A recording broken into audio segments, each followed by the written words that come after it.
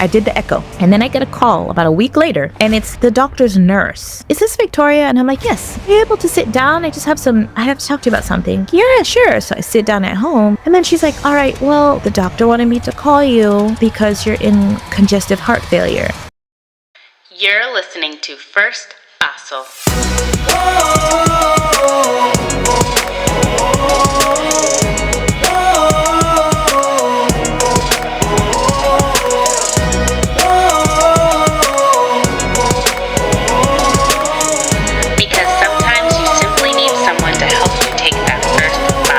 Hello and welcome to First Paso, a show where we learn together how to take that first paso toward becoming the best versions of ourselves.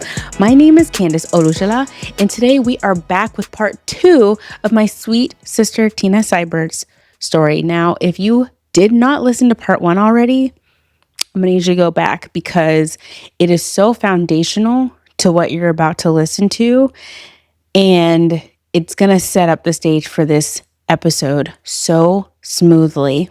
So I encourage you to pause here and go back to part 1 if you haven't listened to it.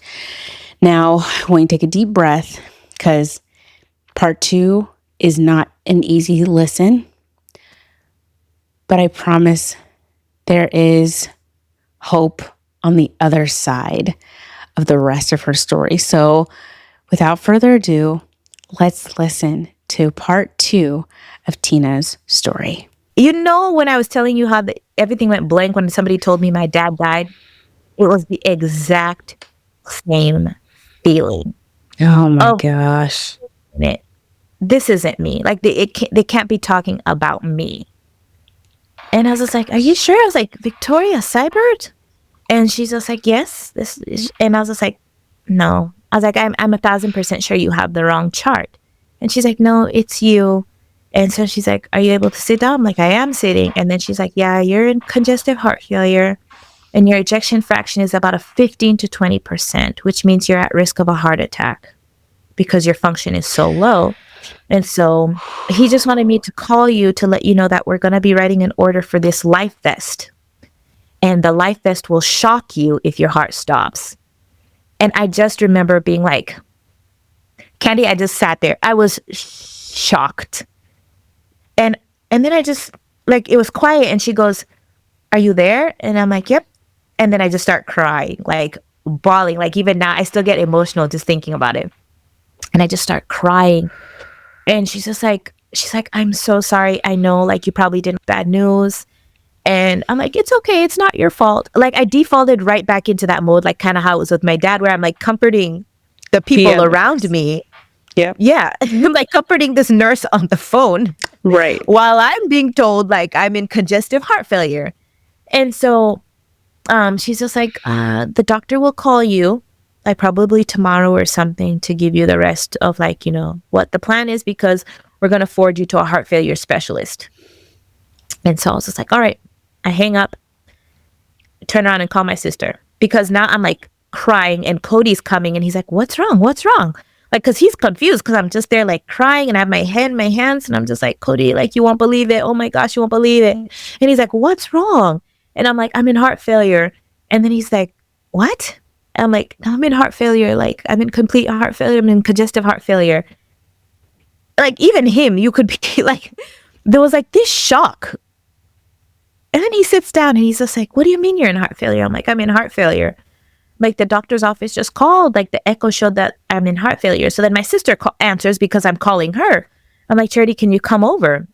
And I'm crying. And she's like, what's wrong? Like, are the kids okay? I'm like, kids are fine. Can you just like, please come over? I need to talk to you. And so she's like, yeah, sure. So like, she zooms over. And for those that don't know, my sister's a nurse practitioner. I think I mentioned it in passing. And so she comes into the house and I'm just crying. And she's looking at Cody and she's like, what is wrong? And then he's just shaking his head. I think we were all just like shocked. And so I look at her and I'm like, I'm in congestive heart failure. And then she's like, what? And I'm like, I'm in congestive heart failure. My ejection fraction is about a 15 to 20%. The blank face. I mean, like, you could tell we were all in complete shock. Because after I had cried it out, I was just sitting there like staring off. And all I could think about is, oh my goodness, my kids. Oh my goodness, like my kids won't have a mom. They're gonna be those kids in the Disney movies. You know, like the way in Disney movies, it's like always the mom that's dead, like without fail. You know, they'll be like playing the sad music and they'll be like, my mom died in childbirth, or, you know, my mom died when I was little, or something like that. And I was like, oh my gosh, that's gonna be my children. Like they're not gonna have a mom. And then I was like, oh my goodness, Cody's gonna get remarried. Oh my gosh. Like all these thoughts were going through my head, and I was like, oh my gosh, like I'm dying. Girl. And then I was just like, that's what that feeling was the whole pregnancy. I kept feeling it. I kept saying, I'm dying. Something's wrong and I'm going to die. And I was just like, whoa. Like it finally all pieced together. And I was just, it was like a revelation. But then I was sitting there going, okay, God, what was I supposed to do with that information when you had told me throughout the whole pregnancy? Right. No. Holy Spirit's like, you might want to get checked. And that's exactly you should probably get checked. I really strongly believe something is wrong with you. And you're going, something is wrong with me. And he's like, yes, follow that. I'm like, can I get a little bit more description though? Because this is not can helping. we nail it down? We nail it down just a little bit. A little bit. Yes. A little bit. And then I was scared to call my mom because I was like, oh my gosh, how am I going to tell my mom that I'm essentially dying? Like, where do I start? Wow. Man, okay. And by this time, my mom's no longer with that husband. And so she's by herself again. And I'm like, I can't tell her she's by herself. I have to call her. And now, remember, this is pandemic. The beginning of the pandemic. Or the pandemic has started the beginning of that year. When was I diagnosed? I feel like I've channeled it out so much. Maybe October or something. Yeah. And so I call my mom. I'm like, Mom, I gotta tell you something. And she's like, what's wrong? And I'm just like, I don't know how to tell you this. And she's like, what? You're sick. And I'm like, yeah. And she's like, it's bad. And I'm like, yep. And then she goes, oh, it'll be fine. And I'm like, well, that is not a normal reaction of my mother. Like, usually she'll go quiet. She'll be super sad. She might start crying. And she's like, no, it'll be fine. She's like, I knew this was going to happen because I wrestled with God about a week ago. She's like, I just got this strong fear we're going to die. And God was telling me that I'm going to take her. And she's like, and I begged him and I pleaded and I begged. She's like, Tina, I spent all night crying and begging and just asking him not to take you away. And she's like, it was just she's like, it was a battle all night. And then God told me like, okay, fine. Like, I'll let her live. And I was just like, am I in the twilight zone? I was just like, Mom, are you being serious? She's like, yeah. She's like, so I know everything will be okay. She's like, I know you're scared. She's like, but God and I already talked about this. And I was just like, she can't be lying because there's a calm to her that wouldn't have been there had that not happened. Girl. Because she was eerily calm. And so I was just like, okay.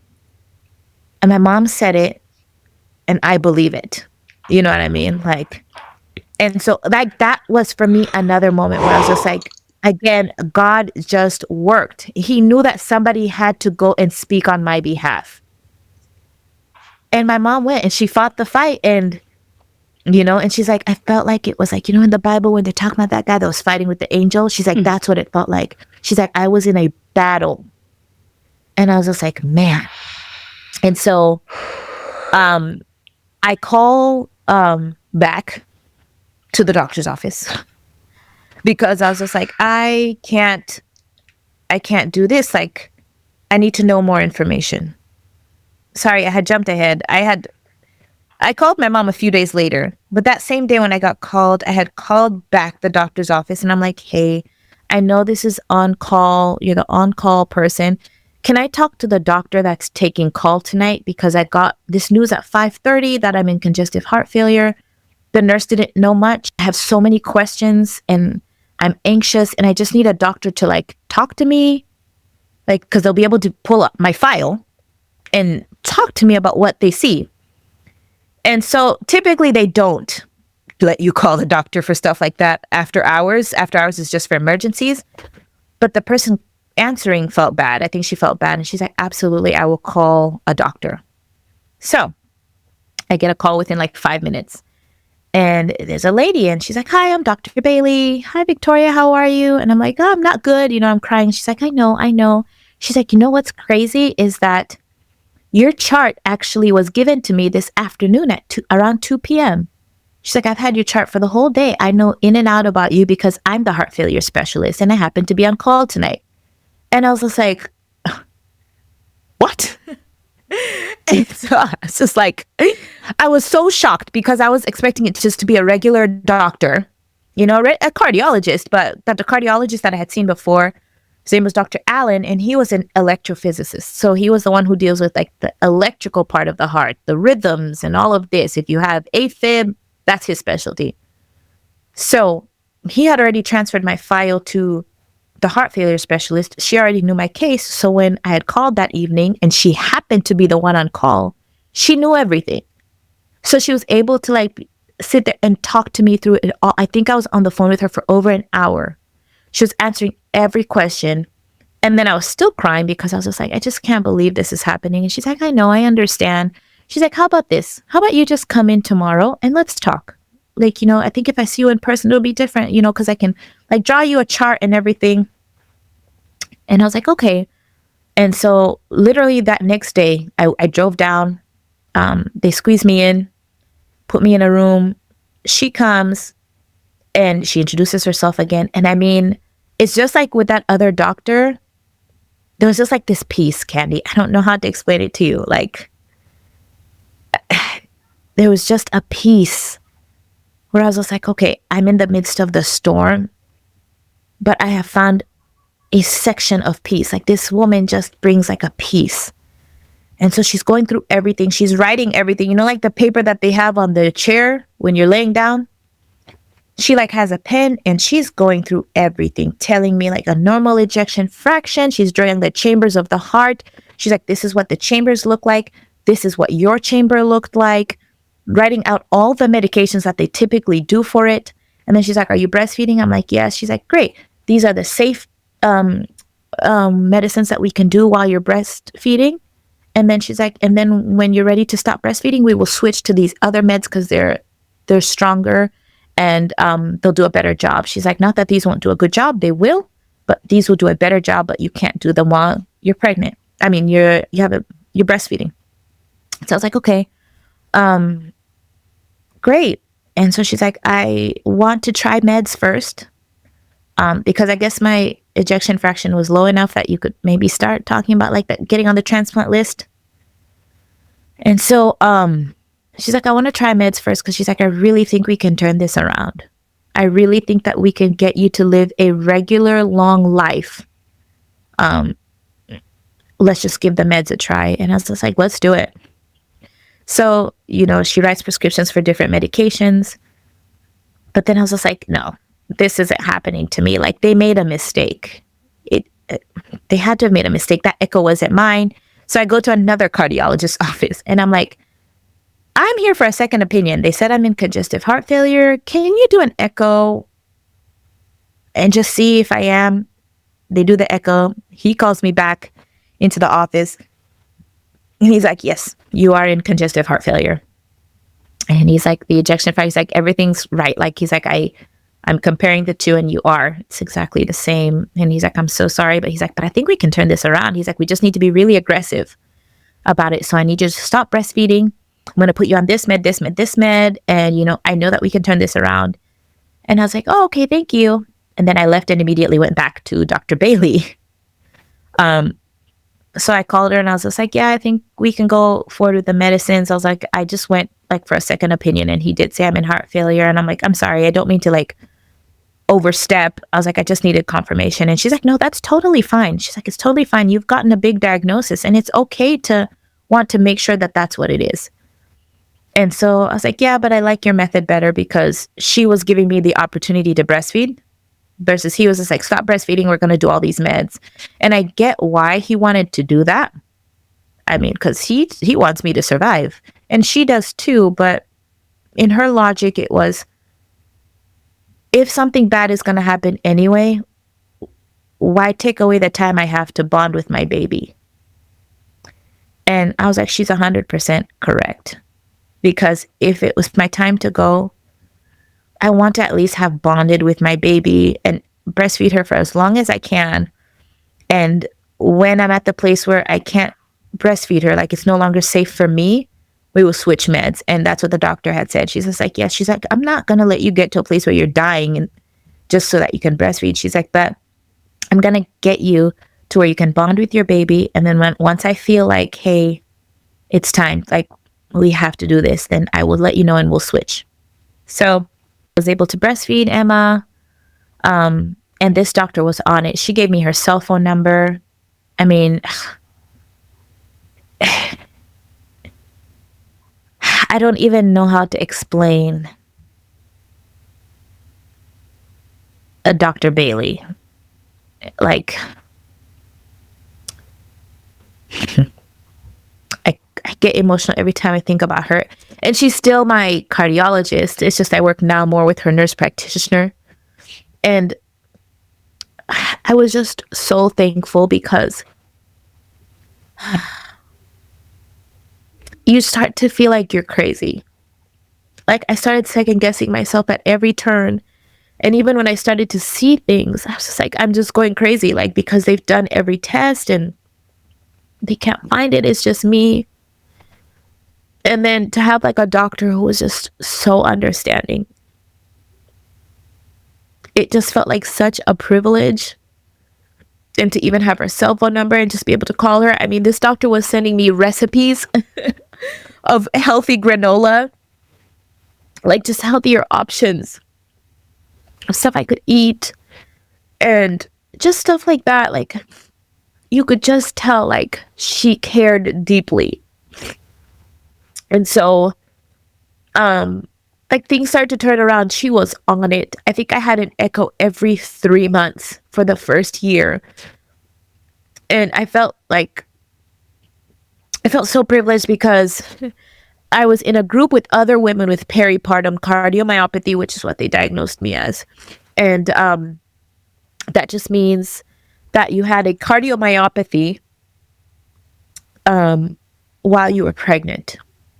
Okay, because you can have cardiomyopathy from anything. You could have been born with a cardiomyopathy, like a weakness of the heart and stuff, but they're saying this one is attributed to pregnancy. And the good thing with peripartum cardiomyopathy is that typically you can reverse it. The only sad part is it's typically only white women that get get it fully reversed. The statistics for Black women who get it aren't that great. So you will either get it and maintain your ejection fraction and, live out your life, but have a lower functioning heart, or you might get better, or you'll die. So I was like, well, the odds are not in my favor, clearly. And, the doctor and I talked about it. She's like, yeah, I know statistics will say, that things aren't in your favor. It's like, and realistically, it's statistics. It means that that's what's going on. She's like, but that doesn't mean we can't keep you around for as long as we can. And she's like, and I think we can turn this around. I mean, this doctor was just so positive. And so we started the medications.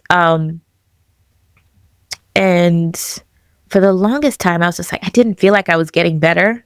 And it turns out the medications will actually sometimes make you feel worse just because the medication is trying to get your heart to work as little as possible.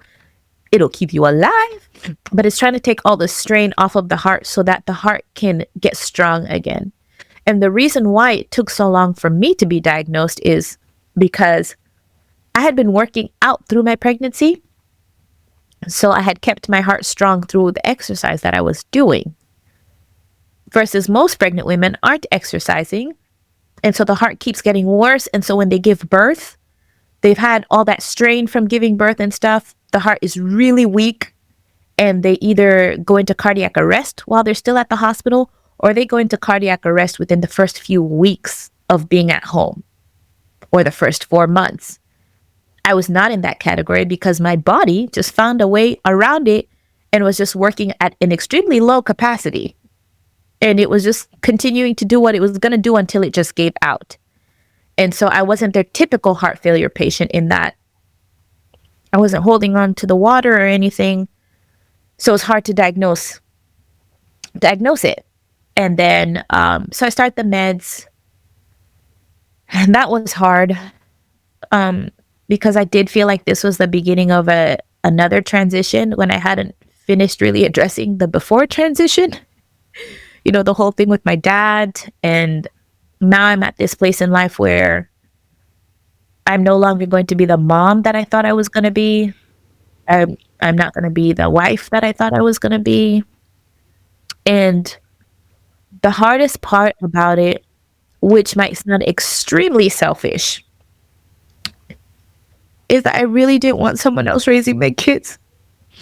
It just felt so unfair that somebody else would have the privilege of raising my kids, and I would just be like that picture on the wall that they get to see sometimes that they eventually forget about because they're so little. And so I'd just be the person that other people have to remind them about. Like you could visit them and be like, oh, your mom would have loved this. And I just hated that because I was just like, it just seems so unfair.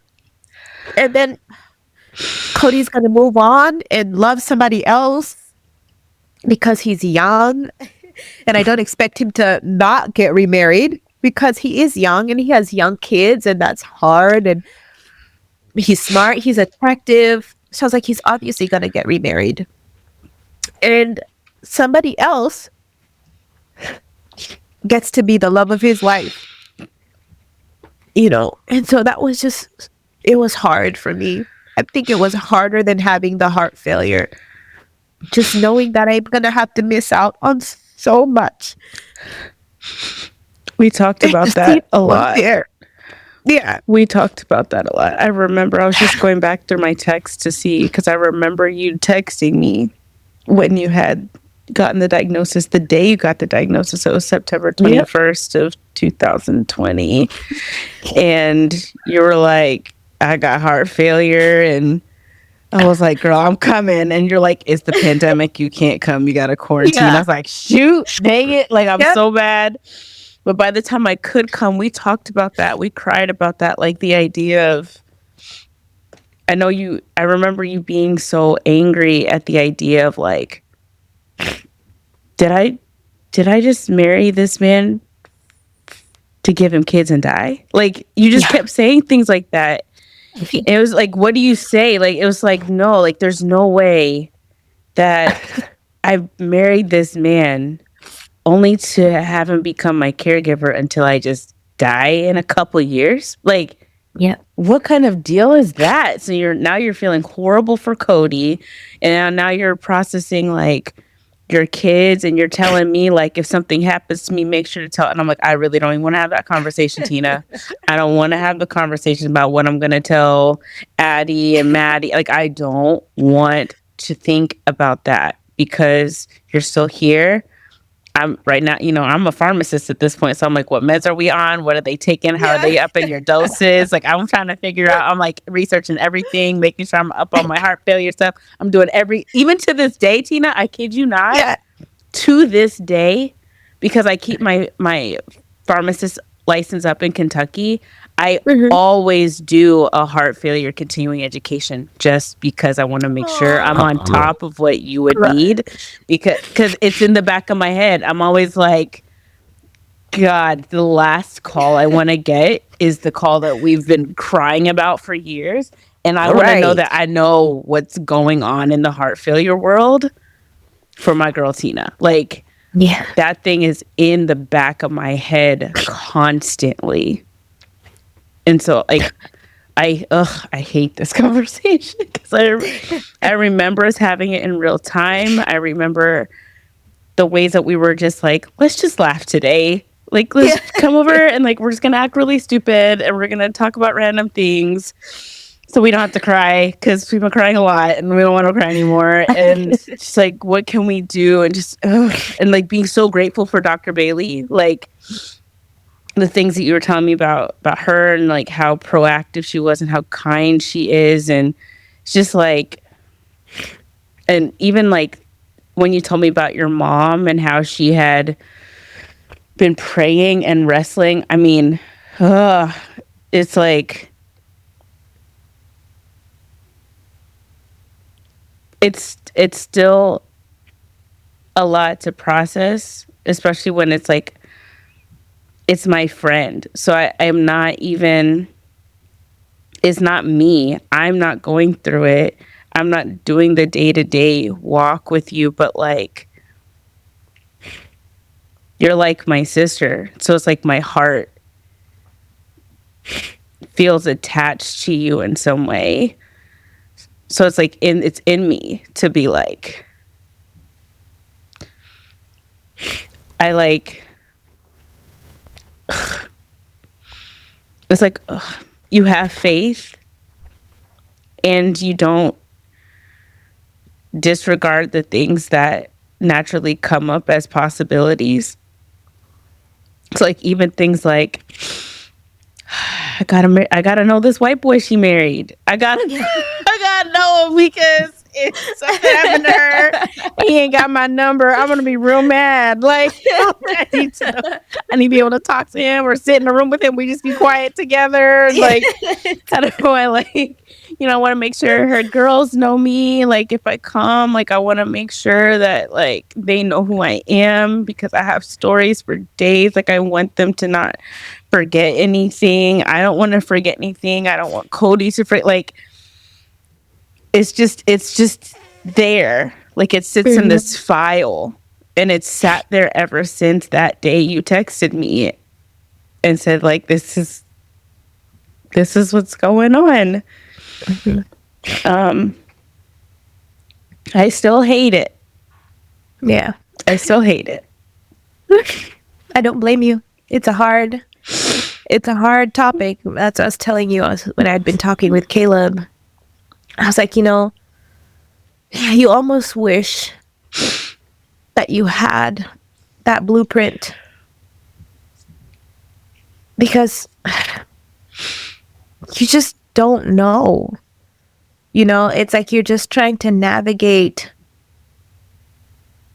through life and nobody has a blueprint and it's scary. It's unpredictable. And you just kind of, you roll with the punches because you're kind of like, what else can you do? Yeah. And you put safeguards in place, like, where I've talked to you and I talked to my sister. And I'm like, listen, if Cody marries some crazy person and you see them be mean to my babies, take him to court. Like, I've told a couple of people, I'm like, listen, I love him to the moon and back, but he is a man. Okay? He is a man. And after a few months of being lonely, I'm sure he's going to be like, you know what? I'm sad, but she is gone. Okay. And then he might look at this woman and she'd be like, yes, I like you, but I don't like your children. I don't think he would ever do that. But I think it's also one of those things where I've watched these kind of things happen to other people. Yeah. Where they do lose their mother. And like the husband, he's just like, I don't want to be a single parent. They get remarried and then the kids' lives change and he's found the new love of his life. And my kids are looking like, so are you still dad? Like, where do we fit in? So I've been sitting there telling everybody, watch my children, please. Yes. I love him and I believe he will try to do the best for them. Yes. But also watch my children. Yeah. Okay. Because I sacrificed a lot for them to be here. Girl. So I need you to carry on the torch if I cannot. Girl. And just be, still be in their lives, still be in his life. And I think that's where Stephen, the nurse practitioner that works with Dr. Bailey, he comes into play. And I'm just like, you know what? As much as sometimes I will fight with God and be angry with him, I still see him working. Like, he has consistently worked because Stephen, as Dr. Bailey, they opened the practice, she got more patients. She's just like, hey, like, if you're not okay with this, it's totally fine. I will stay. I will still obviously be over your chart. She's like, but I think you will be a perfect fit for my nurse practitioner, Stephen. She's like, I think your humor, I think all of that, I think you guys will just get along really well. Would you be willing to see him on one of the visits? I'm like, oh, Dr. Bailey, honestly, I don't know. I like things to be like a certain way. I like structure. I've gotten used to you. And so she's like, no, I totally get it. And if you don't want to see him, that's totally fine. She's like, but I really think you guys would be a good fit. And I'm like, okay. So I go to the appointment.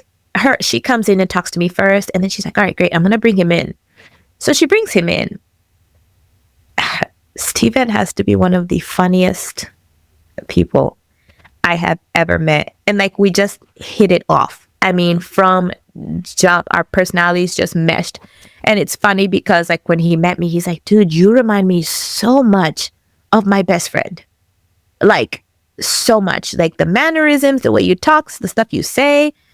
He's like, you just remind me so much of her. And like, I think that's why our personalities just meshed so well. And then he had also given me his cell phone number. That way, if I have any problems, I can contact them. But he's literally the type of provider where if I'm asking him about this, I'm having this symptom, and he'd be like, hey, yeah, let's try this. Like, because they could not get my heart rate down for the longest time. And I was on metoprolol. And I mean, we had started reaching those higher doses. Nothing. And so he's like, hey, can we switch you to, there's this other drug called bisoprolol. It's also for the heart rate. Let's try that one. And then he's like, but then we're also going to add Corlanor on top of it. And I'm like, why are we adding the Corlanor? And then he'd be like, well, we're adding the Corlanor because of this, this, this. And he'll send me like an article.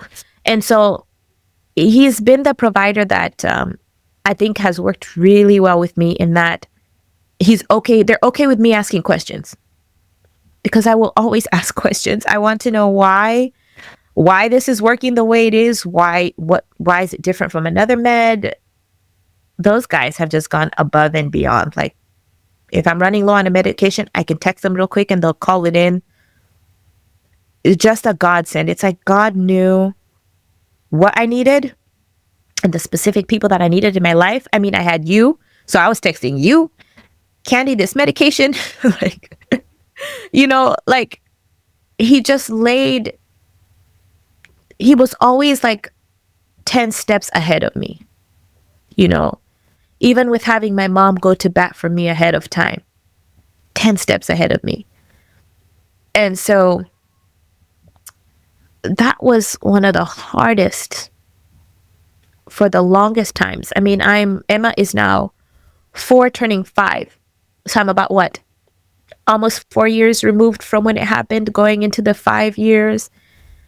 And I remember when Cody and I were first reading about being diagnosed, they were like, the average lifespan after diagnosis is 5 years.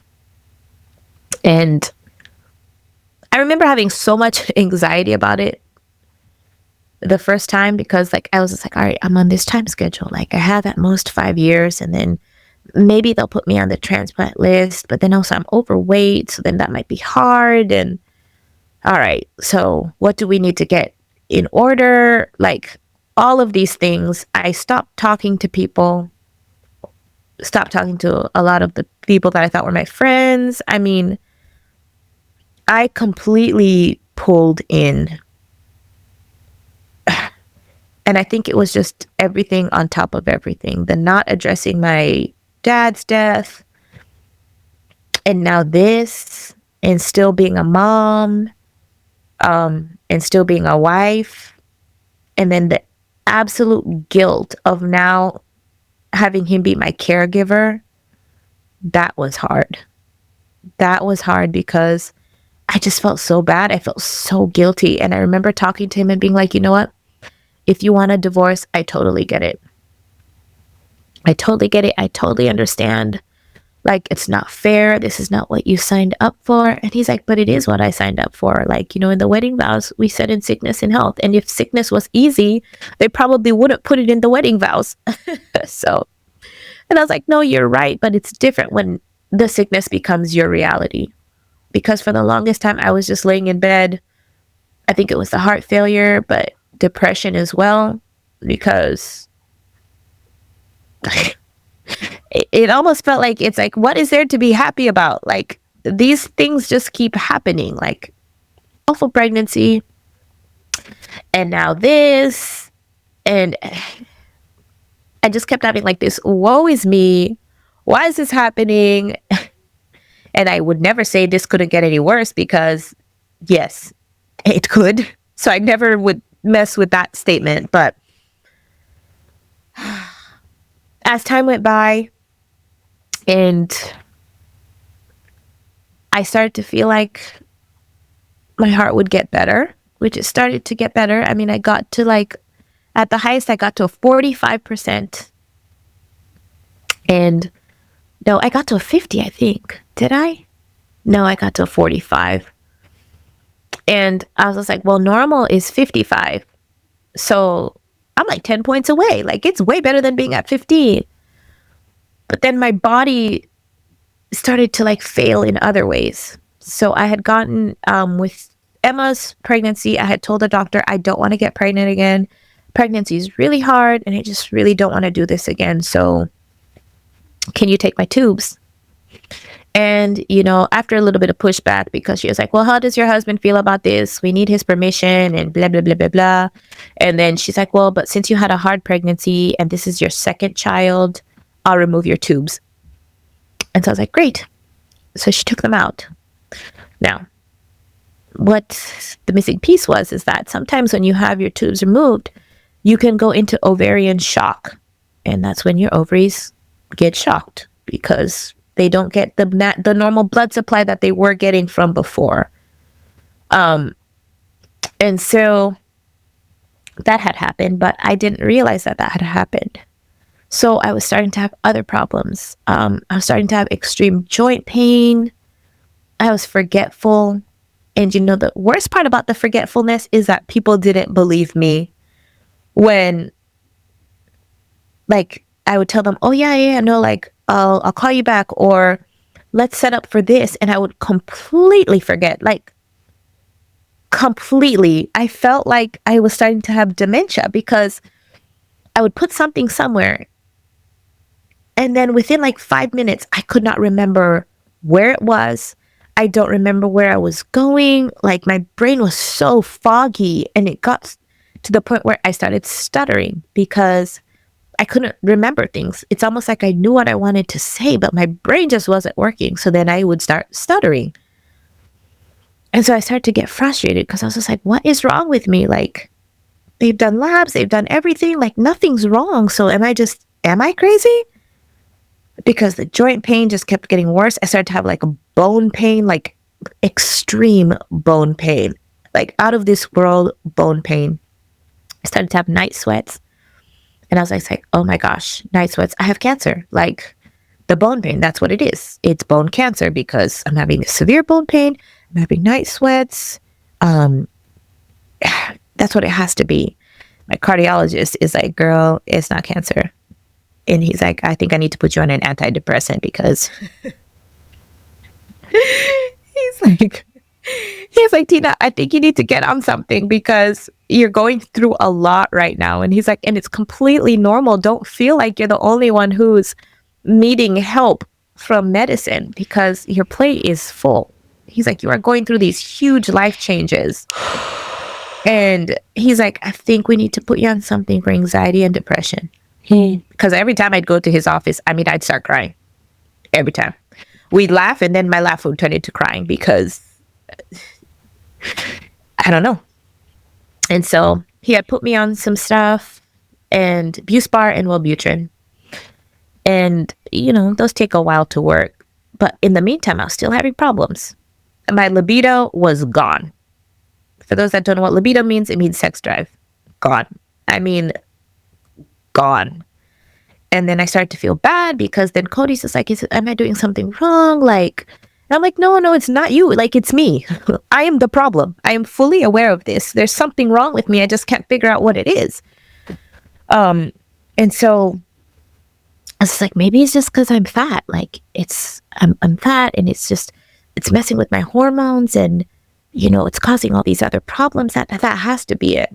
And I had talked to Steven, the cardio group, and he had talked about like starting Manjaro because, I was overweight, and he's like, and it'll be less work on the heart if you lose weight. And he's like, I'm not telling you that I think it'll heal your heart because I think it's a peripartum cardiomyopathy. So it was a heart failure induced one. It's not because you were just overweight and your heart was overworked. And he's just like, I'm not saying that it didn't, like, your weight didn't contribute to everything, but he's like, I'm not saying that it'll make too much of a difference either. I don't want you to feel like you lose all this weight and then your heart will be better, and it doesn't get better. And so I always say they balance each other out, because Stephen tells me as it is, and Dr. Bailey is like my happy sunshine, like always looking for the positive side. She will always speak positivity into the world. And Stephen's kind of like, yeah, pretty sure you're going to die of heart failure, but like, you'll just be really old. He's like, you'll probably die of heart failure. My goal is to like get you to like 98, be old and die of heart failure, like what others die of. And I'm like, listen, I'm game for that. So, but he, at first I didn't want to go on the shots.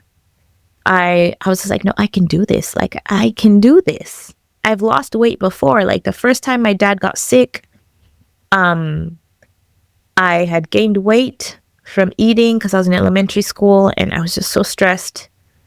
And I was just like, I've done this before. I can lose this weight. Nothing. I tried everything. It just wouldn't work.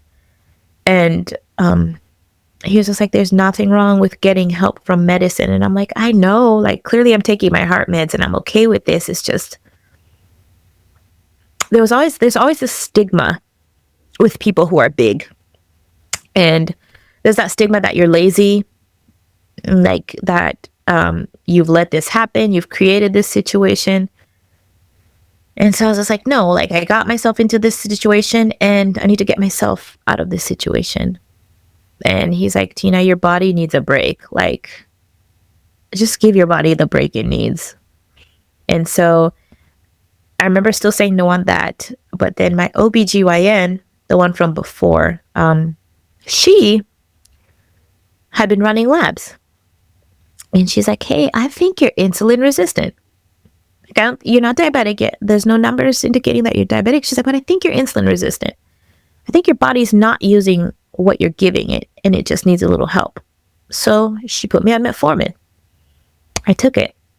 Literally dropped 30 pounds so fast. And I was just like, really? Like, has it been this whole time? Like, where it's like an insulin resistance? And I was just like, what could have happened was I gained the weight.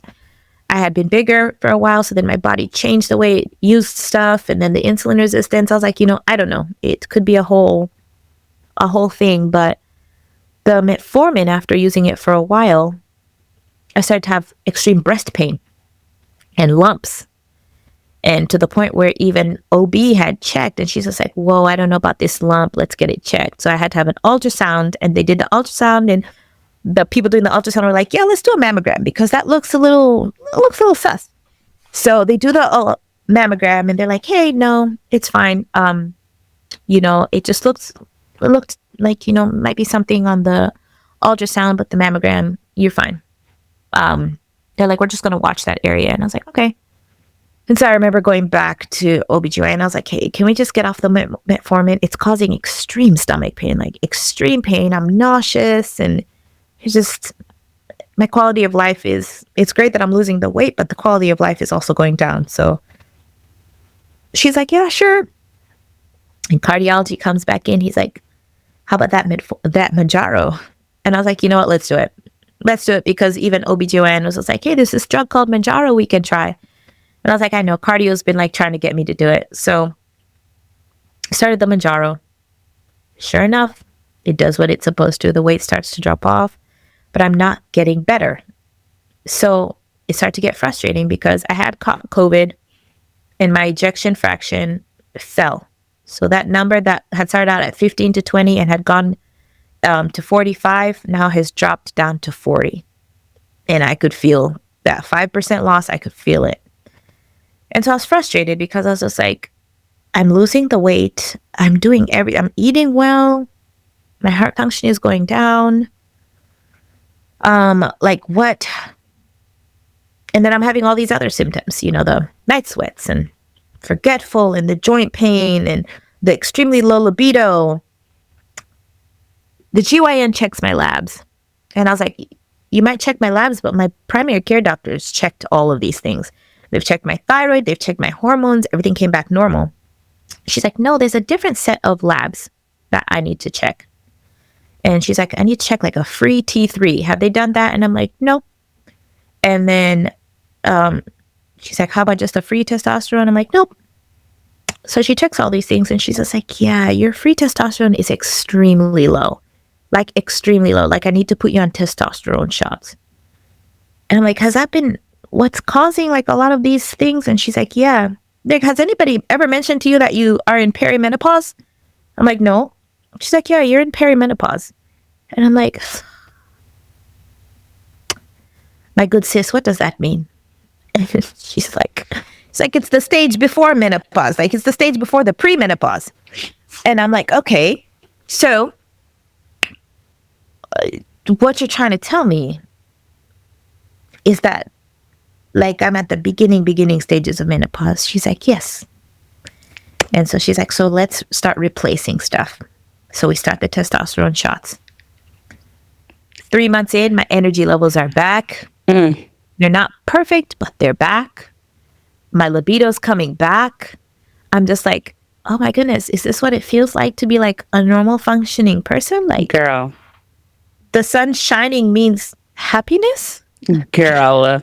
Yeah, because I had zero drive to do anything. Like there was no hobbies that I loved. Like I started reading a lot, but other than that, like if you were like, oh, Tina, let's go here, there was zero drive to do it. Like completely thorough of like depression level, no drive to do anything. And so while we're doing that, my estrogen tanks. And so I go see her. She's like, hey, so estrogen's dropped. We need to replace that. I'm like, just wonderful. So we start replacing that. And I'm like, I keep getting these yeast infections. And she's like, I think the estrogen in your vagina is low. We need to replace that. So I started laughing because I was just like, I'm just falling apart slowly. Like, it's just piece by piece. It just keeps. And so we're doing all of that. I'm actually starting to feel better. And then I start to not feel better. I'm just like, why am I tired again? Like, what is happening?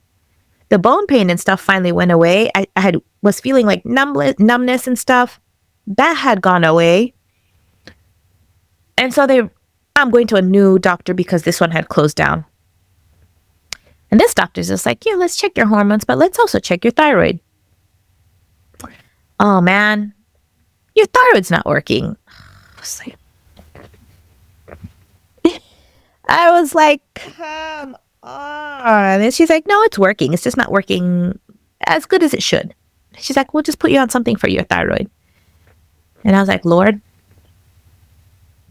like I see you working because people are listening to me and we are finding what's going on, but I feel like we just keep chasing. We're just chasing the symptoms. And so, life keeps going on. I'm still struggling a lot because... Wait. What? Wait. As soon as you said that, Forgive me, Lord. As soon as you said that, this is what popped in my head. I'm chasing after you, Stop. no matter what I have to do, 'cause I Candy. need you more and more. Like, literally, that's exactly what popped in my head. Yeah, but that's my body singing it. Okay? And I don't know what it's chasing after, but dear God, I hope it finds it soon because it is doing the most. Okay? The most. I was like, look at me, gospel choir days. I was like, it's That's it. giving a gospel song. Just hey, You just hey, needed the tambourine. I listened. That's all I needed. That's what it was giving. I'm so sorry. That's what popped in my You're head. fine. Yeah. You are fine. At least it was a happy thought. Okay? It was a happy thought. It's a happy thought. You're right. So this lady starts me on that. And then that's when I was telling you earlier about the constipation, which I'd been having for years at this point. And, honestly, when I had the night sweats and stuff, I was just like, yeah, it's probably colorectal cancer now. Like, I was just moving from body part to body part, thinking that it's probably cancer. I have a migraine. It's probably like a brain tumor or brain bleed. Like, my brain had started to going to like those extremes because I was just like, I missed it. I completely missed it with the heart failure. I didn't even consider that I could have had heart failure. But clearly, anything's possible. And so she orders, I was already getting an endoscopy, which is where they look down your throat because I was having like uncontrollable reflux. I mean, it was just uncontrollable. I'd been fighting reflux since I was pregnant with Addison, and I had been on reflux medicine since then. Addison is turning 7. Okay. On Pepcid, and then they switched me to omeprazole, and then I was on omeprazole for years.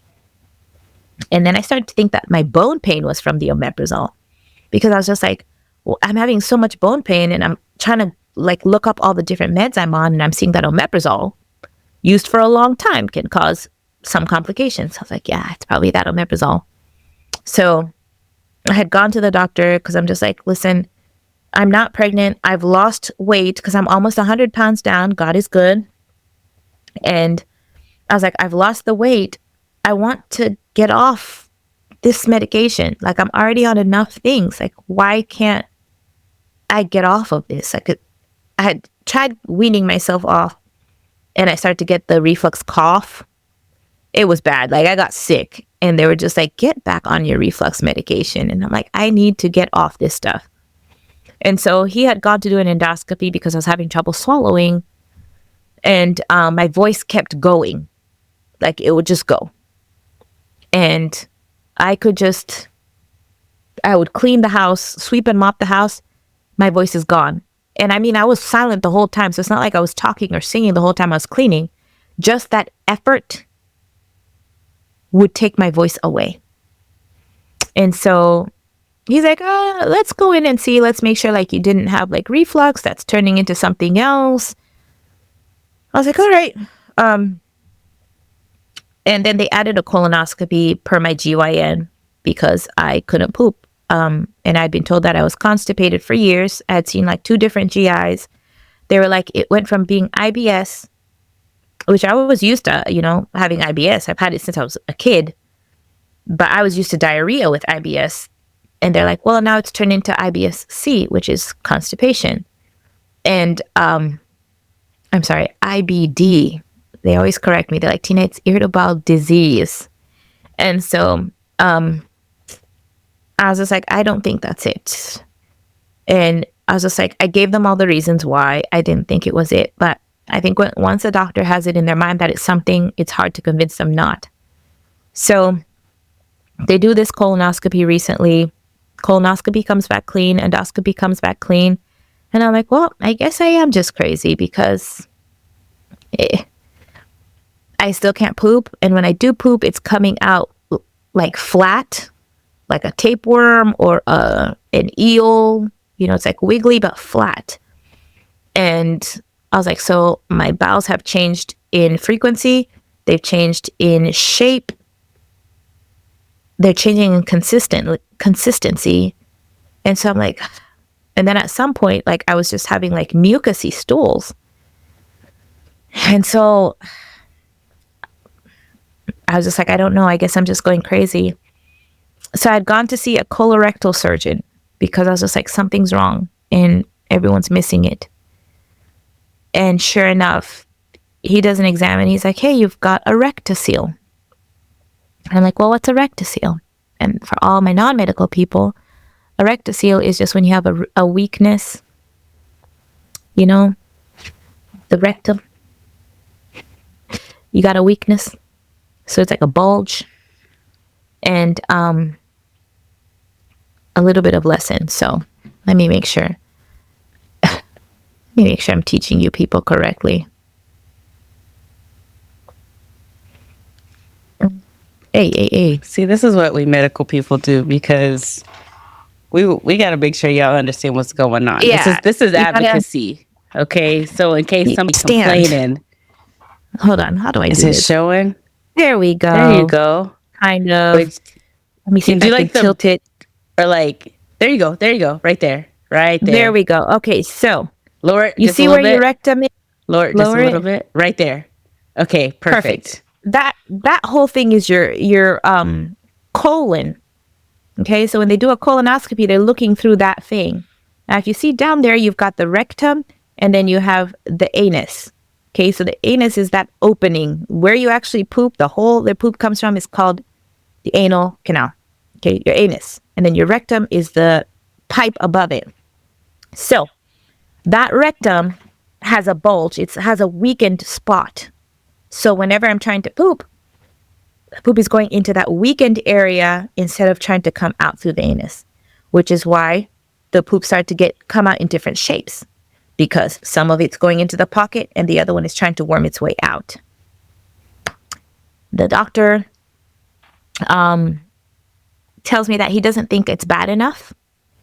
And he wanted me to try different things. He wanted me to try fiber. He wanted me to try splinting when I sit. And splinting just means he wants me to put my hands between the area between the vagina and my butthole. There's that skin, okay, the perineal area. He wanted me to press on it. I was like, yeah, probably not going to do that. I had done the fiber. I've had a squatty potty for years. Done the water, done the stool softeners. I had done it. The only thing which I hadn't done, which I did try one time, was the splinting. And that didn't work. And so I had mentioned it to my GYN, the new one, that I had gone to a colorectal surgeon and they said I have a rectocele. And so she, this is the nurse practitioner that I was seeing for the GYN. The GYN that I'm seeing is a pelvic surgeon. Okay. So she messes with that whole area frequently. That's like her specialty. I had only gone to her because I have the endometriosis. And even without a uterus, endometriosis can still spread because it goes everywhere in your body. And once you have it in one location, it can still multiply in different locations. So I know that at some point I'm still going to have endometriosis surgery again, just because it's in places that they can't really reach. So it's still going to be able to spread. So I had picked her. And so the nurse practitioner is like, hey, you need to see her. Like, she can help you with the rectocele. And I was like, well, the doctor had said that it's not really, he doesn't think it's surgical right now. And she's like, no, let her be the one to judge on that, because she helped me. I had a rectocele and she fixed it. And I've been just not having problems since. Now, I've been having like back-to-back yeast infections. I've been having trouble peeing. Like sometimes it hurts to pee. And sometimes the stream will come out really slow. Or I'll feel like I have to go. And then I'll go and I'll only have a little bit. But anytime like they swabbed or checked my pee, there was no UTI. I'll get yeast infections frequently, but no UTIs. So when I had gone to see now the pelvic surgeon, she's doing the exam. And she pretty much sees that rectocele is huge. It's huge. It's like a big pocket. And she's like pressing around and showing me how my vaginal wall is just super thin. Like the pelvic floor is just a mess. And then she also shows me that my bladder dropped.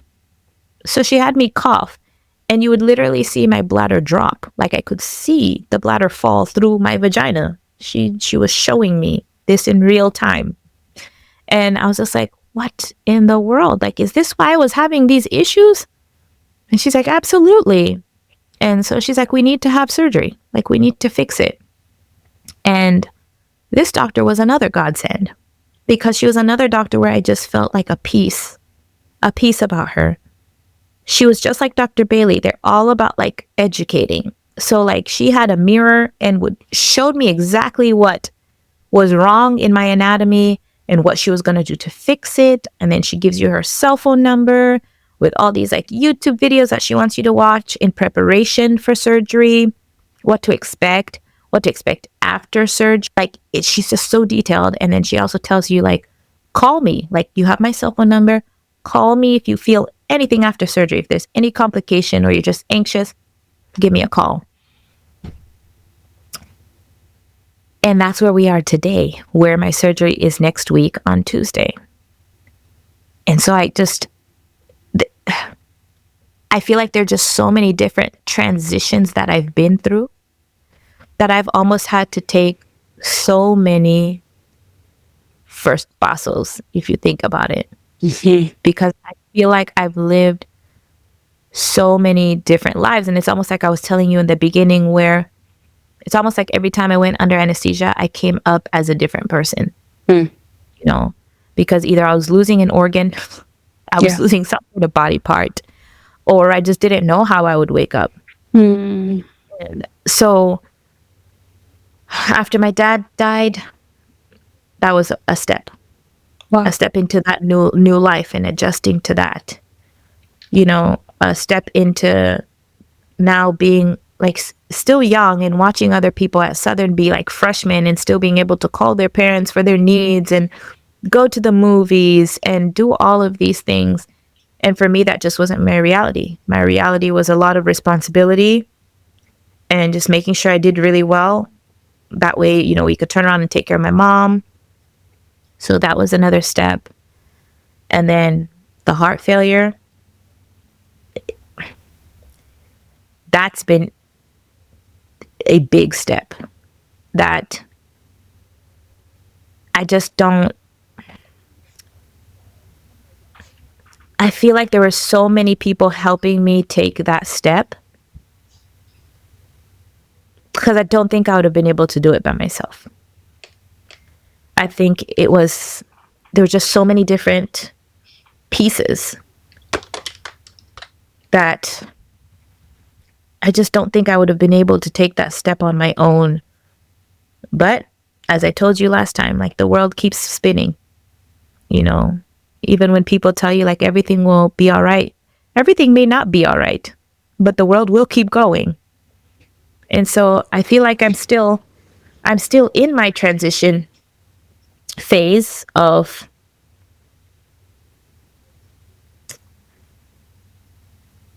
just life, of being okay with not knowing. I think when we're younger, we have a plan for what we want our lives to be. We have like this vision of what we think everything's going to be. And even if things get derailed a little bit along the way, we still have that like vision of what things are going to be. And then everything just completely changes. And you're having to like reset everything. It's like a factory reset, and you're trying to start again. And it's just like when they say life is like one big journey, I truly, truly believe it. And the crazy part is that with all of this, I'm just like, I don't think there is an actual destination. I mean, heaven is the final destination, but I'm convinced there's no actual destination. I think it's something that when we're younger, people tell us. But I don't, now that I'm older and I've gone through these things, I'm like, I don't think there's a destination. I think this is it. Like, this part is it. And which is why I told you at the beginning, I'm just living because Yeah. this is it. Yeah. There's no, I could look forward to things, Yeah. but I am not guaranteed any of that stuff, which is why I'm just like, I'm just living because that's all I can do. There is no destination. It's the journey. Yeah. At the end, if you really think about it, because even when people are like in the hospital and they're about to die and stuff, they're not typically thinking, well, this is the end. This is the destination. You know, this is where I had been working my whole life to end up. You know, nobody's working their whole life to end up in a hospital bed or dead. We're Right. typically like, oh, I'm going to end up wealthy, you know, Yeah. traveling the world with my spouse and my kids, you know, being able to like drive a Lamborghini into Yale, you know, like we have these we have these aspirations, and that's what we think like the end of the journey is, to be able to ride off in the sunset with your spouse and have things just work out and have your grandkids and have this beautiful collective ending. Mm. And that's just not typically how it works out. Are there some people that get that ending? Sure. Yeah. Absolutely. But for most of us, that's not what happens. Yeah. So this is the time. The journey is the journey. Yeah. This is it. So everything that I've taught, if I could look back at my former self, I would be like, Tina, live now. Live right now. Like, great, you want to go do this? If it's safe, it's not hurting anybody, it's not what, go do it. These are things I would tell my younger self. Walk up to that person that you think is so intimidating and have a conversation. Mm. You want to be a millionaire and you happen to walk by another millionaire, strike up a conversation. Mm. You never lose anything by just going for some things. You only lost by not trying to go for it. Mm. So which is why I'm just saying, like, if people would just live in the now, let's stop being like, well, when I'm out of college, well, then that's when I'll do this. When I am working and I'm established, well, then that's when I'll travel to Greece. Or when then that's when, you know, I still want people to live within their means. Don't go broke because you want to go to Greece. But at the same time, if you have the money and you were going to use it to buy sneakers or to get the latest iPhone that's going to cost you $1,600, take the trip. Because guess what? Next week, you might not be here. Mm. And that trip is still, that's just there. So it almost feels like we're all living for this like end goal. Mm. Where I just don't feel like anymore there's an end goal. The end goal is my grave. So right now I'm living because I need to live now. I want to be present with my children. Yeah. Because that's all I have. I have these last few minutes that we just spent together is what I had. Mm. These minutes that we're spending now is what I have.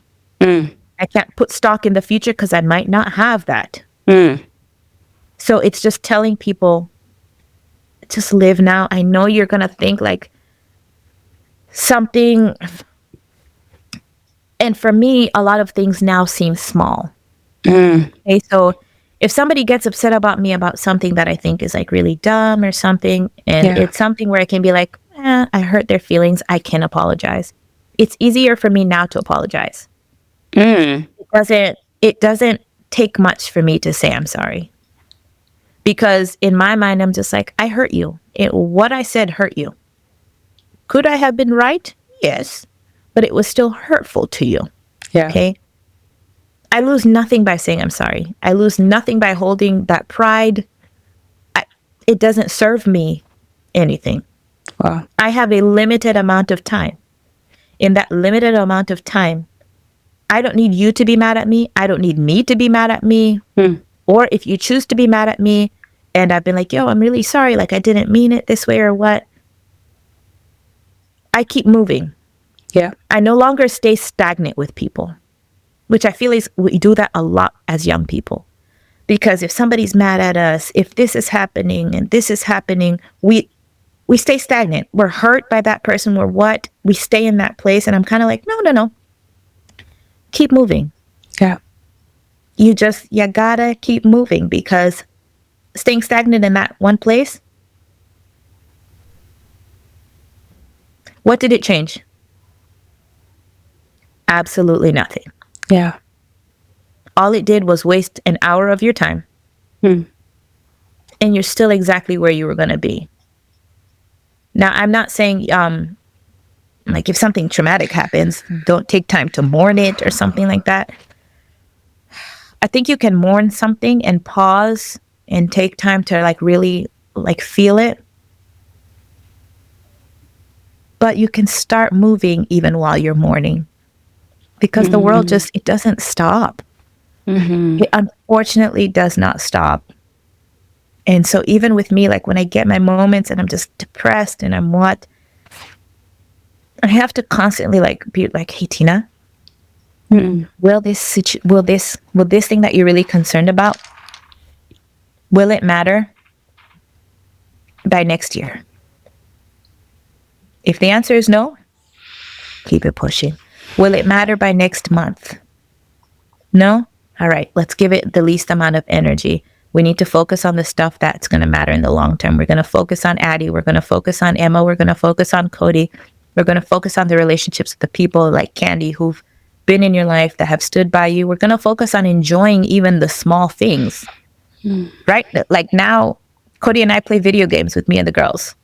We got them laptops so that the four of us can play this one video game that we just love playing together. And people are just like, wait, you guys sit down and just play video games? Yeah, the four of us. Literally my 4-year-old, 6-year-old, me and my husband. And we just find joy in that. We don't have to do something great. We don't have to, like, plan this elaborate. No. That's what we find joy in. We want to be really fancy. We'll be like, all right, we're going to put money aside and we're going to go stay at the Ritz for one night and just live it up. We're going to order room service and we're going to laugh and we're going to just have a good time. And then we just go and do that. Because life is just too short to base it on somebody else's opinion, to base it on what you think is going to happen in the future. It's too short. Just now, I was talking to my friend months ago, and we were laughing. I think it was last year or the year before. And she had apologized because she's like, hey, I remember when you were first diagnosed with heart failure. Like, I'm really sorry for not reaching out. I'm like, it's totally fine. You know, unless you're in a place of, like, illness or something, you're not really thinking about these things. But then she got cancer. So we were talking. And she just was just like, I just remember all the things I said I was going to do. And then she's like, I can't do them anymore. And she's like, I just wish I hadn't, like, waited. She died. And I always remember that conversation with her. And that, I think, spurs me to be like, no, I need to do it now. Because Chippo had all these plans. And then she got sick. And those plans were immediately, she just knew she couldn't do them anymore. Like, they were just, that was it, Candy. It was, she could barely walk. She was walking around with, like, a cane. And I'm talking, this is a healthy person. Her and I were the same age. I think she was, like, a year younger than me, actually. And it's just like all those plans were just gone. And I remember going, man, I remember she told me she had wanted to do this and wanted to do that. And she just sat there in that regret of being like, I just wish I did it. I wish I did it. Like, why didn't I do it when I thought about it? Then I was like, Chippo, these are one of those things where, like, we always think we're just going to have time. We always think we're going to have time to do that thing and to go to that place. And then you wake up one day and you're in heart failure, or you wake up one day and you have cancer in your bones and in your lungs and in your brain. And then you just can't do those things. So my advice to people would be to just do it. Do the thing that you're scared of. Go to the restaurant by yourself. Stop putting your life on pause for people. You want to travel to Italy or to wherever? You don't have to wait for your friends to be on the same schedule as you. Go. Like, it'll be okay. You can travel safely as a woman. I'm fully convinced about that. You can travel safe. You just have to be extremely vigilant about it and maybe pick countries that you know you're not going to get murked in. But there are things like go see Mount Rushmore by yourself. Like, why does it have to be a girls' trip? Go see it by yourself. If it's something that you wanted to see, you want to see the Niagara Falls? Great. Book a ticket. Go. And guess what? The Niagara Falls will still be just as beautiful as if you had gone with your girlfriends. Yeah.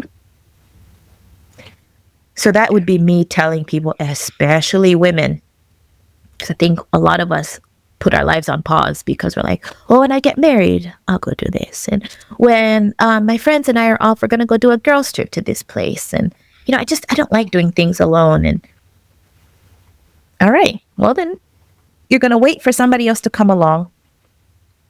And then you might just be like me. Now what? And I think people just don't think it'll happen to them. And I can say that confidently because I never thought it would happen to me. We always are just like, well, man, I can't believe Tina's in heart failure. That sucks. And then you go about your day. I can't believe Chippo has cancer, man. That sucks. And then you go about your day because we think we're young and we're invincible. And then your body looks at you and goes, actually, I've been hiding this tumor in your left butt cheek for about 3 years. Okay. And now I'm going to go ahead and spread it to your cervix. And we're going to touch a little bit on your liver. And then we're also going to hit that pancreas just a little bit. And the crazy part about the body is it'll do so well. And then it doesn't. Girl. Like it just hits that point and it stops. And it's just like, I've kept you alive for this long. And now it's just too hard. So we're just going to go ahead and decline really fast. So do the things. Talk to the person. You have a crush on a white guy and you're a black girl, go ahead and walk up to him. Just make sure you're not like in some weird sundown city or something. Like safely. Approach him safely. Maybe be in a public place. Okay. Just in case things turn on you. There's safety in numbers. Okay. But do the thing. Do the thing. Approach them and try not to live based on people's opinions. I think that was a big thing for me. Where I feel like I did really good in that, but I also did really bad in that I could have been an introvert for a longer time. You know what I mean? Being an introvert is actually pretty fun. It feels good to just sit and relax and not have to be stimulated. And I wish I had done that longer. There's nothing wrong with being an extrovert if you're a true extrovert. Yeah. And I feel like because there was that pressure of everybody wanting me to be that, always be on, I gave into that pressure. And now I'm just like, man, I wish I had just been chill a lot longer. But I do believe that God uses even the stuff that's negative, like the way I still think like me being an extrovert was like too much. I don't think a lot of things would have worked out the way they did if I was introverted. I don't think that the deans would have hired me to work at the front desk. I don't think I would have been an RA. I don't think I would have been a student dean. I don't think BR would have gone out of her way to match. I just think there are things that being an extrovert opened doors to make my life get to where it is today. I think if I had stayed the introvert that I feel like I am, I don't think I'd have met Cody.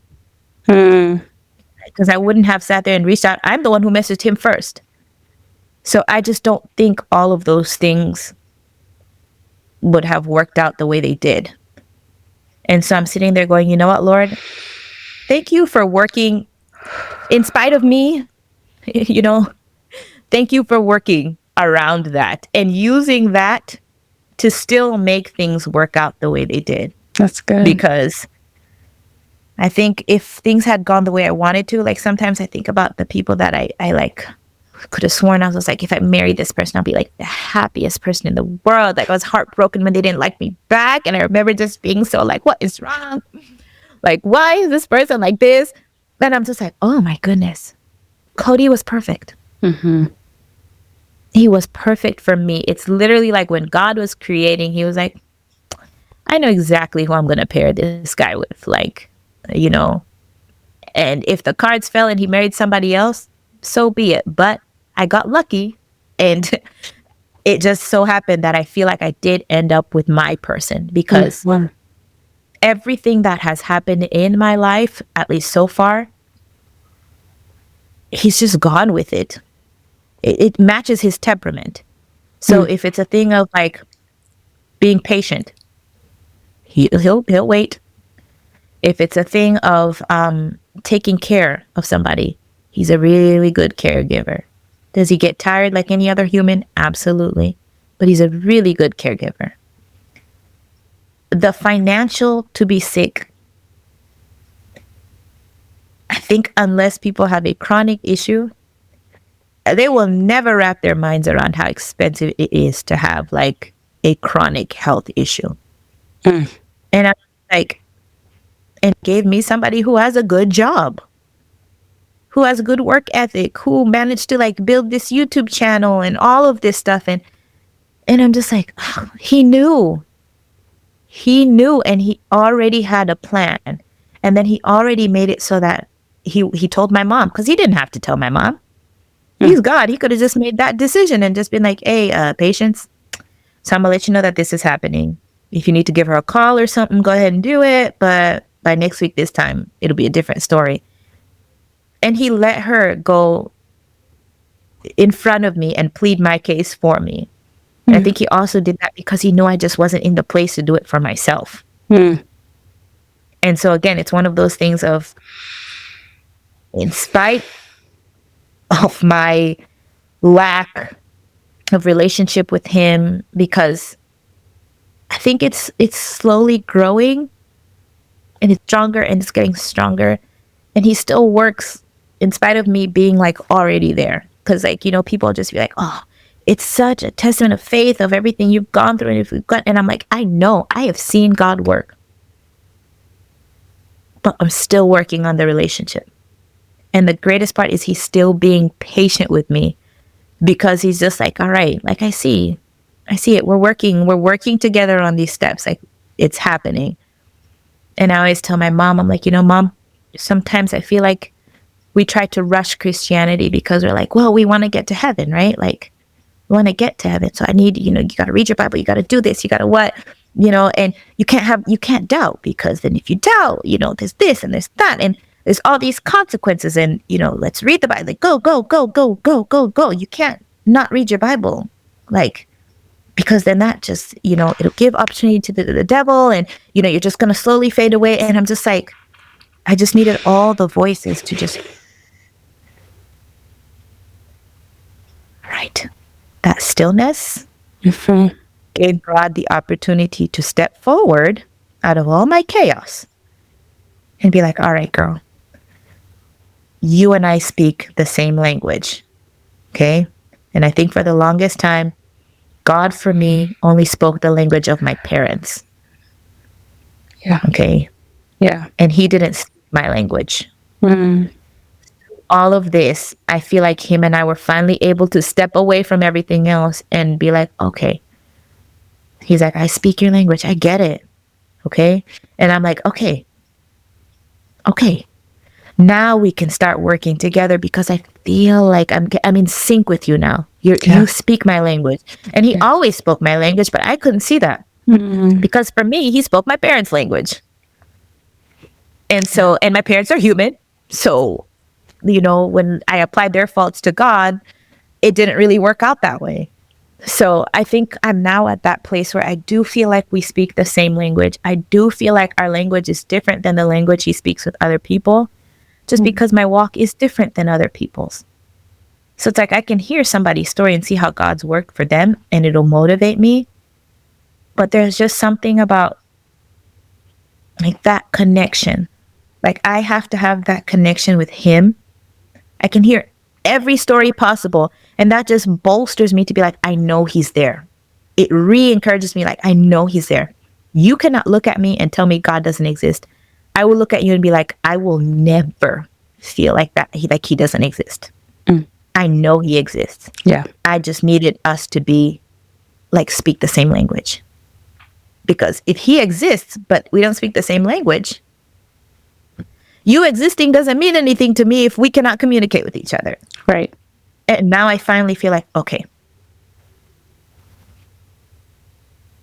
But I think I needed that silence. I needed that like stillness. I needed that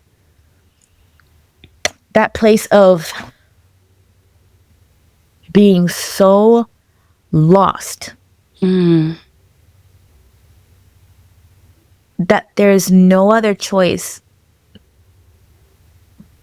but to be in the stillness. Like there's no nothing. Like there's chaos going on around me. My body's failing, my what? But it's just like when my dad died, or when I was told I had heart failure. There's this stillness, like your brain literally just zaps.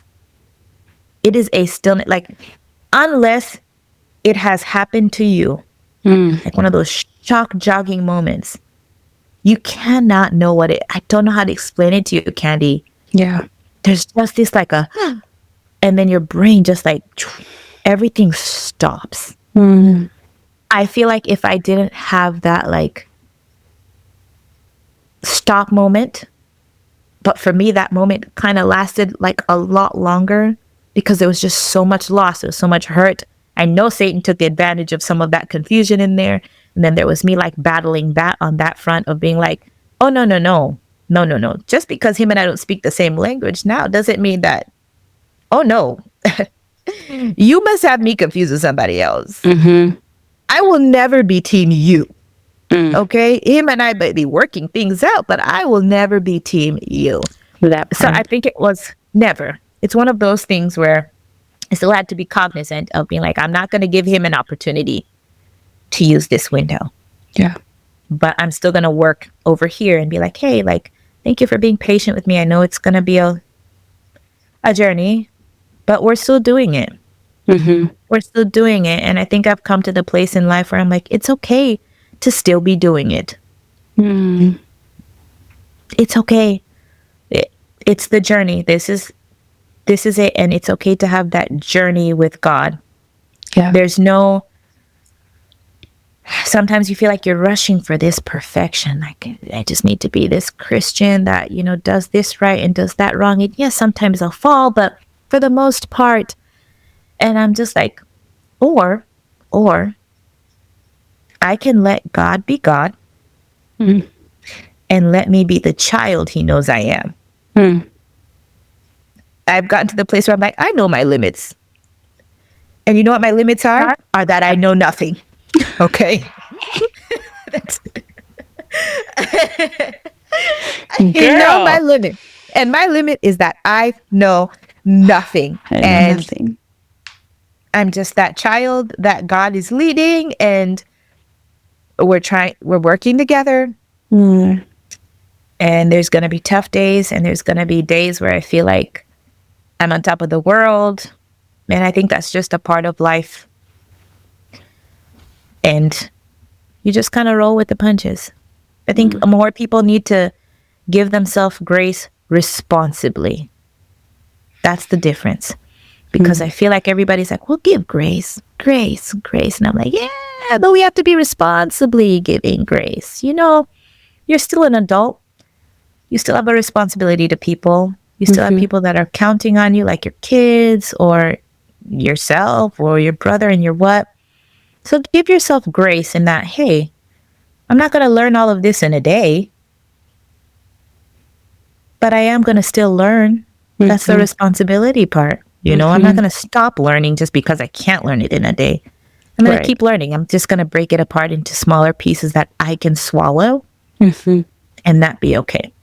Yeah.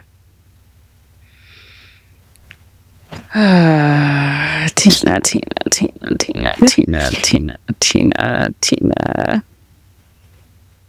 But also, if Cody starts dating after I die, please run interference for just a little while, okay? 100%. That's 100%. Cody, I'm gonna need you to look at me, Cody. Look, I have your number. There you go. Exactly. if I just so happen to be in the area from LA to Tennessee, and I just do a drive by the house, you'll know why. Yep. You know, you're Just welcome. drive nice and slow and just remind them. Yeah, but I think I've come to terms with that too. I finally was at the place where I was just like, I want my kids to be loved and I want them to be happy. Yeah. And if Cody found somebody that loved my kids and wanted to see them thrive, and that is wonderful. And that also loved him and wanted to see him thrive. I had my chance with him. I had my time with him, and it was a good time, but it's over. So I have to be okay with somebody else getting to have their good time with him.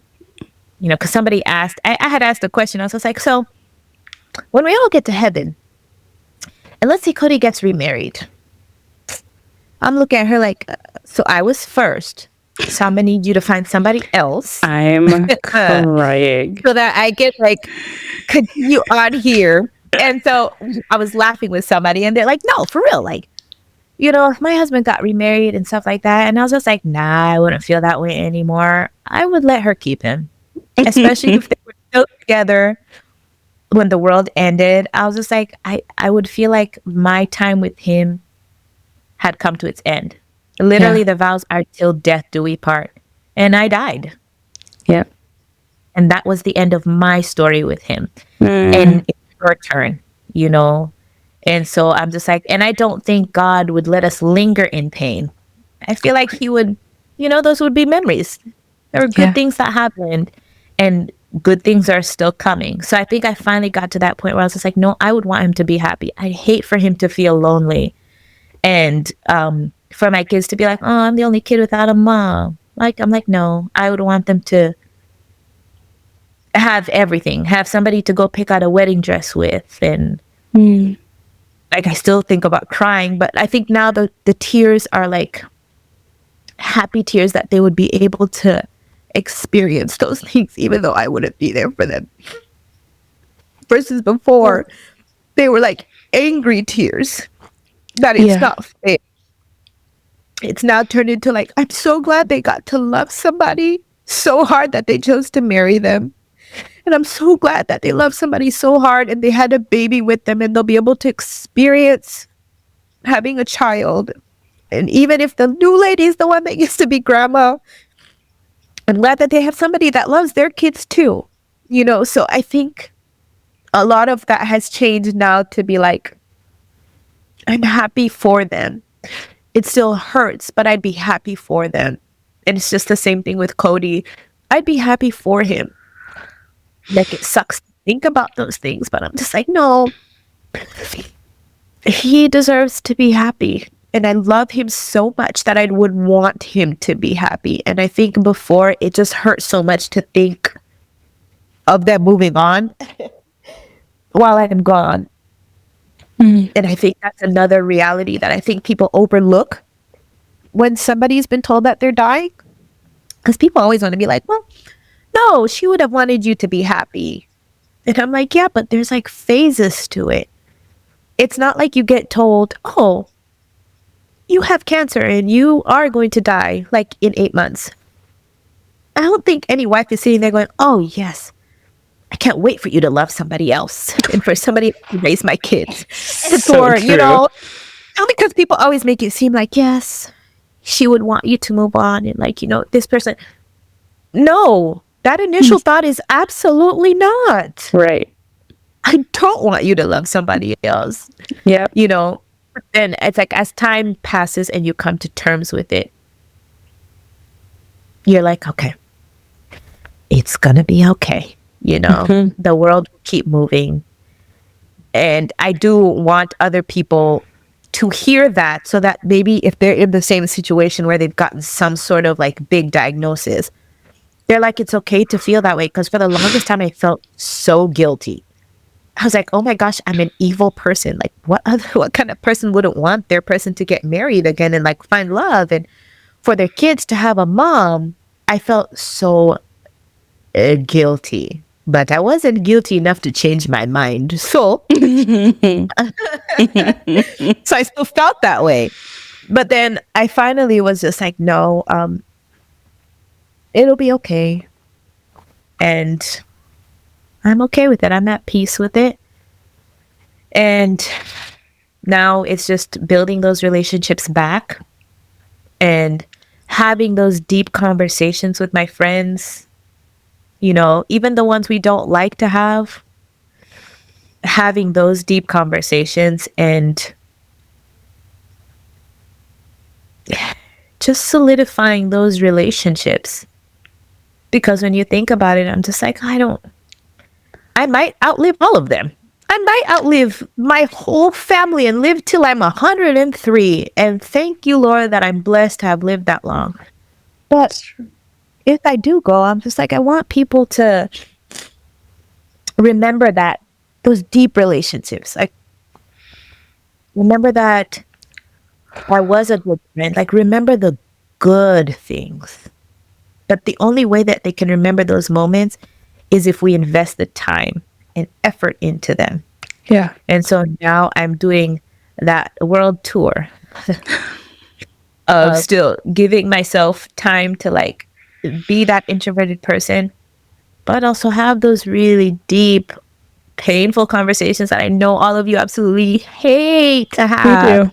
We do. But I'm just like, they're absolutely important because I want there to be no confusion as to what I want.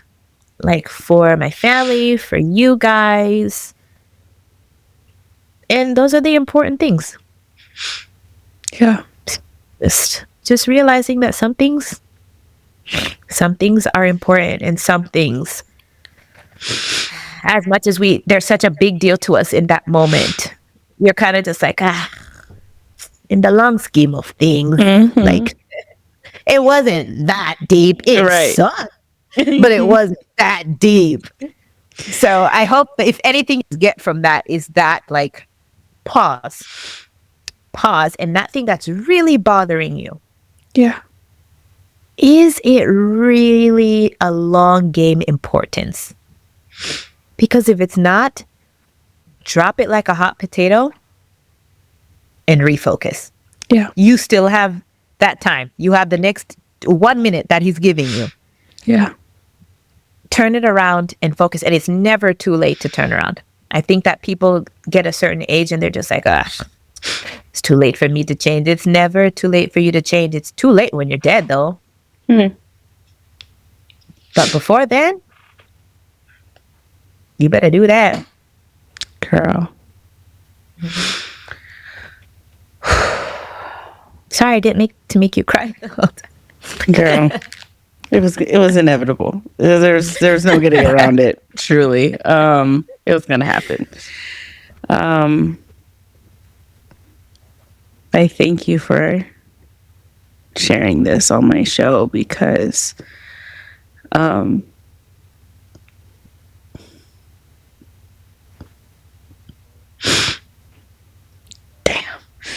The selfish part of me wants something like this that I can watch.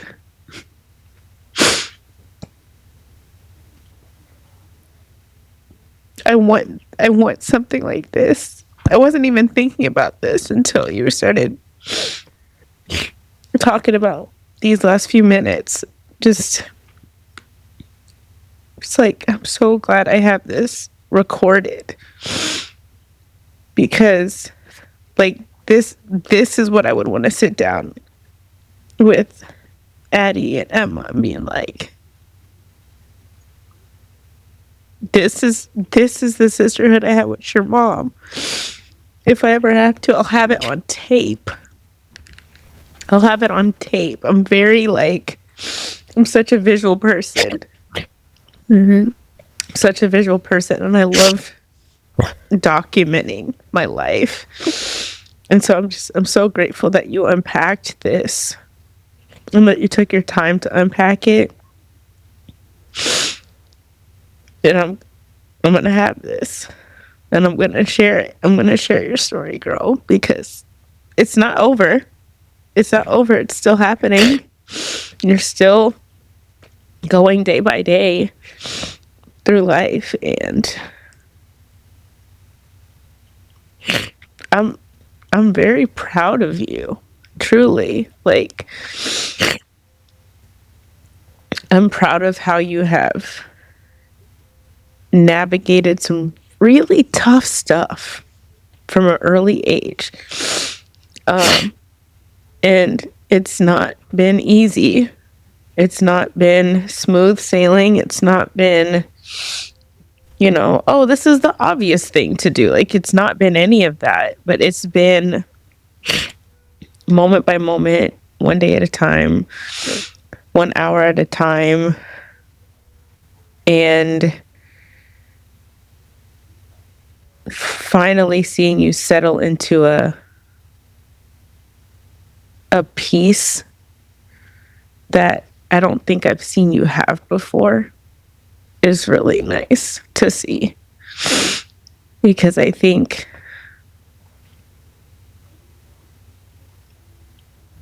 that's the peace I would want any of my friends to live whatever amount of life they have out with. Like, hold that peace. Like, hold it with every fiber of your being. Because really, it's not worth, the life is really not worth just giving your peace away over, I can't fit in my dress anymore. Like, okay, get another one. Yep. Like, Yep. no, wear the same dress that does fit every day. I like, Yep. whatever. Like, Yep. So thank you. You're welcome. And thank you for inviting me on the show. Yes, ma'am. Yes, ma'am. Woo! I know, right? Y'all, I'm so glad that you guys have gotten to hear Tina's story. I knew we would cry, but I wasn't expecting all these thoughts that were just starting to come up in my head about, being the age that we are. And, watching her get this diagnosis when we both had just turned 30. And it's like the things that you don't expect to be hearing at 30. It's like it doesn't register for the person receiving the news for themselves. It's not registering. It was not registering what I was hearing. What she shared with me on. And so I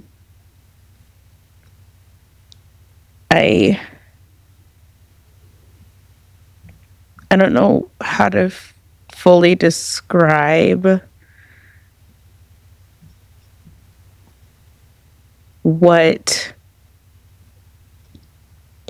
I don't know what the term is. I know that it went from like a perpetual, not a fear, but almost like an anticipation of the inevitable, like in the back of my head, to she's okay no matter what. And for me to be able to allow her the space to share this story and capture the level of peace that she has, gives me an unexplained joy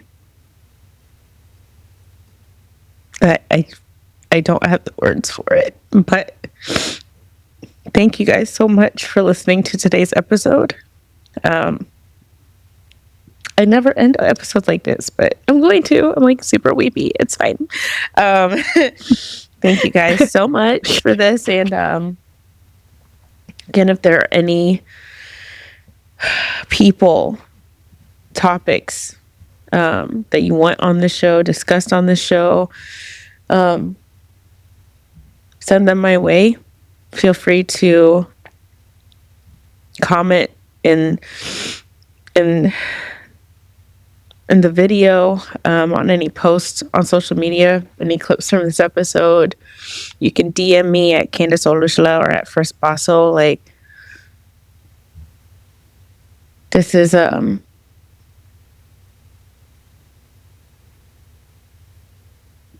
probably something that a lot of people will have more questions about, or you guys might actually even want to reach out to Tina. Actually, Tina, do you have a means that people can reach out to you if they wanted to ask you questions or follow you on social media regarding anything? They can do my Instagram. If I remember what my name is, I think it's Seibert Swirl. I think that's what it is. That's it. That's it. Yes. So I'll make sure that her contact is in the show notes as well. But again, this is what the show is about. That